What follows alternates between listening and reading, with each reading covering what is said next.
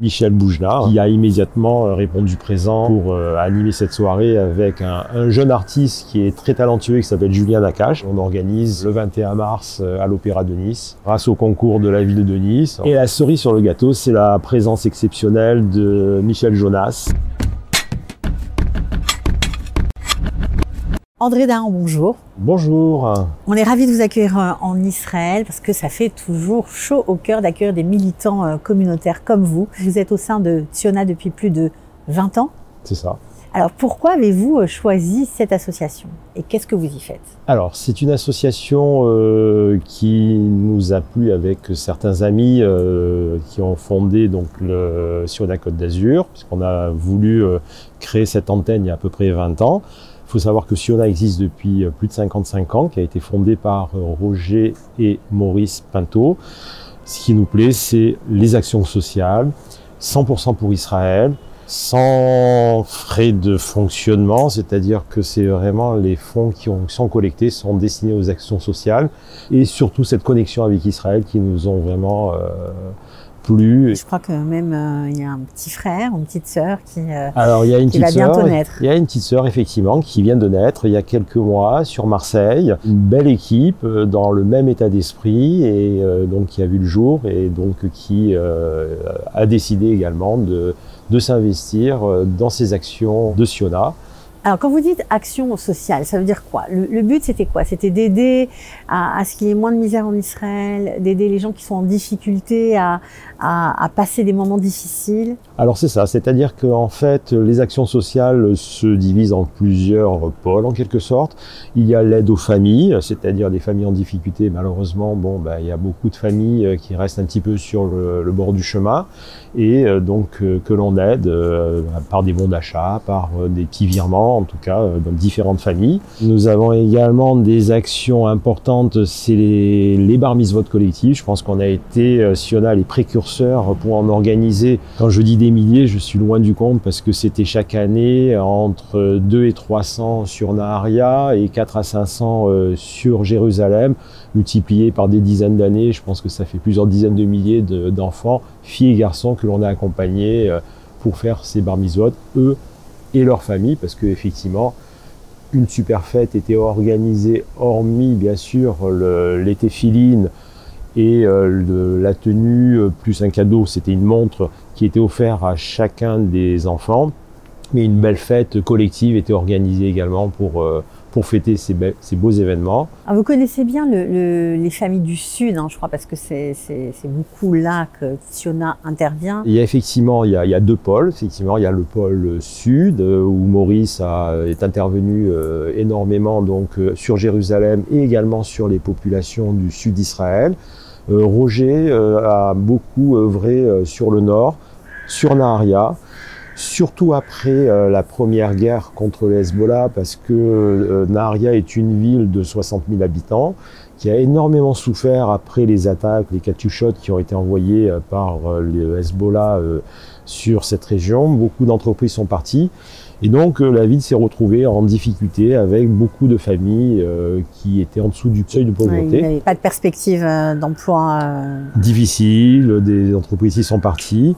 Et donc nous avons accompagné comme ça chaque année entre 2 et 300 enfants pour leur bar mitzvot et pour la rentrée des classes aussi, puisque chaque année on organisait 400-500 cartables garnis pour accompagner les élèves pour la rentrée des classes.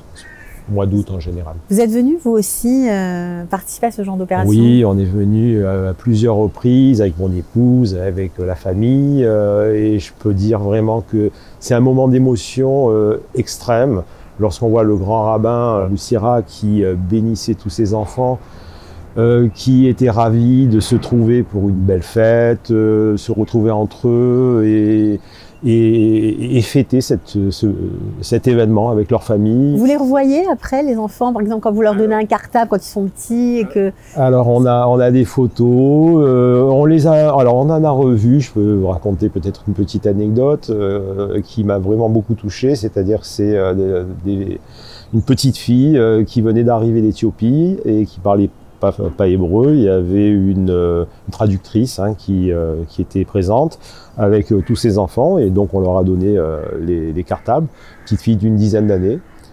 Les cartables, il les gardait avec eux comme un trésor. Et puis, une petite fille, on l'a revue 2 ans après, lors de bar mitzvot et bar mitzvot collective qu'on avait organisé.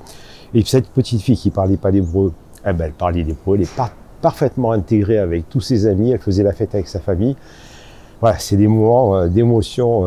De voir le parcours, la progression. Un parcours en 2 ans, voilà, enfin, elle est passée un parcours assez extraordinaire en tout cas. Alors évidemment, on est obligé de poser la question, parce que vous êtes aussi là pour ça depuis le 7 octobre, vous êtes mobilisés d'une façon impressionnante pour aider Israël, pour aider tout le peuple d'Israël, quel qu'il soit. Les difficultés sont nombreuses, et vous avez répondu présente. Écoutez, c'était normal, comme tout un chacun, comme l'ensemble de la population juive, et en Israël, bien évidemment, on a été complètement sidérés par cette situation. Et donc, effectivement, on s'est mobilisé, on a mobilisé des amis, on a commencé par collecter des vêtements. On pensait envoyer une dizaine de valises en Israël, et puis finalement, du jour au lendemain, la population nous a amené massivement des habits pour les enfants, diverses polaires, gants, etc. Tout ce qu'on avait récolté, on avait 55 valises finalement, et qu'on a pu amener directement par un vol le lendemain, le dernier vol de Nice qui partait en Israël.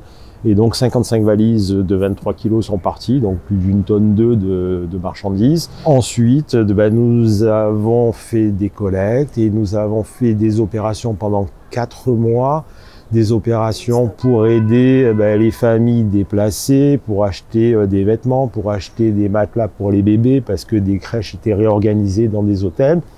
Et nous avons accompagné pendant 4 mois, quasiment tous les jours, je veux dire, avec des actions très ponctuelles un petit peu partout en Israël, pour apporter du réconfort, pour apporter un besoin matériel, et puis pour contribuer, pour montrer notre solidarité aussi. C'était difficile d'être en France et de voir ce qui se passait ici, et de voir ces témoignages bouleversants de familles qui ont été massacrées, des gens qui n'avaient plus rien, qui se retrouvaient du jour au lendemain dehors dans un hôtel avec 4, 5, 6 enfants. Oui, c'était extrêmement compliqué, difficile, et ça nous faisait du bien, quelque part, de se mobiliser, d'avoir de l'énergie pour récolter des fonds, pour récolter des vêtements, pour apporter un réconfort. Et quelque part, ça nous soulageait quelque part de pouvoir mener ces actions pour venir en aide. Parce que vous aviez envie de faire quelque chose. Parce qu'on avait envie, parce qu'on sentait que on était en France, et puis on avait pris un grand coup sur la tête, on voulait pas rester sans rien faire, donc c'était un petit peu notre façon d'apporter à notre échelle un bien-être, en tout cas on l'espère, à toutes ces familles, ces populations qui ont beaucoup souffert. Combien vous êtes de donateurs en gros dans Sionim? Alors sur Nice, on est un petit noyau d'à peu près une dizaine de personnes, militants, des gens qui sont extrêmement motivés. Et après, effectivement, on a un noyau un petit peu plus large lorsqu'il faut se mobiliser, par exemple, comme pour la soirée que l'on organise le 21 mars à l'Opéra de Nice. Une belle soirée, je crois. Très belle soirée, organisée grâce au concours de la ville de Nice. On remercie Christian Estrosi qui est toujours présent auprès de la communauté niçoise. On a l'Opéra de Nice qui est une salle prestigieuse de près de 800 personnes. Et il va y avoir un beau plateau avec comme maître de cérémonie Michel Boujna, qui est du secteur, puisqu'il habite dans la région niçoise, et qui a immédiatement répondu présent pour animer cette soirée avec un jeune artiste qui est très talentueux, qui s'appelle Julien Nakache. Donc les deux seront maîtres de cérémonie. Et nous avons un plateau artistique de jeunes comédiens talentueux qui seront présents. Et puis la surprise, la cerise sur le gâteau. Et la cerise sur le gâteau, c'est la présence exceptionnelle de Michel Jonas, qui vient bénévolement et qui a répondu présent immédiatement, et qui nous fera l'honneur d'être présent pour chanter, interpréter quelques chansons. Et puis des petites surprises aussi, puisque c'est un ami intime de Michel Boujna, donc on aura certainement des des petites conversations entre les deux personnes qui sont sympas. Faites attention parce qu'on va tous venir à Nice. Ah bah il faut. Hein. Des remises de trophées seront remis ce jour-là justement à des personnalités qui ont marqué un petit peu ces derniers mois. Bien sûr, Christian Estrosi qui nous fait l'honneur d'être là, qui sera présent. Alors évidemment du spectacle pendant cette soirée, mais vous allez aussi et encore, comme toujours, soutenir Israël en mettant à l'honneur Monsieur Jean du site Sauvons Israël qui a organisé voilà, des tas de bénévolats. On a beaucoup entendu parler de lui ici. Il y a plein de gens qui veulent venir en Israël, ils ne savent pas toujours comment. Voilà, il a mis en place un site internet, c'est très facile, on s'inscrit et puis ensuite ça permet d'aller aider des agriculteurs avec la pénurie de main-d'œuvre qu'ils ont eue. Donc énormément de Français et beaucoup d'amis personnellement qui ont participé. Nous-mêmes, on y est venus bien évidemment. Et les agriculteurs sont ravis d'aller pouvoir cueillir les oranges, les agrumes, les fleurs, etc. Et donc je trouve que c'est une initiative extraordinaire qui a été vraiment incroyable, qui est vraiment dans l'esprit du peuple juif, je trouve. Voilà, donc cette personne sera mise à l'honneur. L'association Sauveteurs sans frontières aussi qui sera mis à l'honneur pendant cette soirée. Et également, donc, comme je le disais, la ville de Nice, qui a toujours été partenaire, qui ont été les premiers à mettre sur le fronton de la mairie le drapeau d'Israël. Il y est toujours. Tant que les otages seront pas libérés, le drapeau d'Israël flottera sur le fronton de la ville de Nice. Et il y aura toujours les panneaux avec dans la ville de Nice les photos des otages qui sont en permanence. Merci beaucoup.